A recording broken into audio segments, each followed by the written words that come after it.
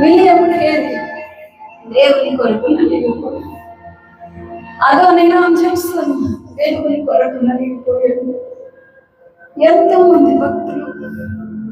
మంది భక్తులు ప్రాణం పెడితే, త్యాగాలు చేస్తే, శ్రమలకు అర్థం తిరిగి నిలబడితే ఈరోజు నీకు రక్షణ, నాకు రక్షణ, దేశానికి రక్షణ. వాళ్ళ యాత్ర ముగించుకొని వాళ్ళు వెళ్ళిపోయారు. ఈరోజు ఈ తరం యేసు ఎవరో తెలుసా? నువ్వే. యేసు భూమి మీద ఉన్నప్పుడు ఏం చేశాడో తెలుసా? తండ్రి చిత్తం నెరవేర్చాడు. దేవునితో సంబంధం కలిగి ఉంటే ఆయనలాగా తండ్రి చిత్తాన్ని నెరవేరుస్తావు. తండ్రి చిత్తం నీ ద్వారా జరిగింది.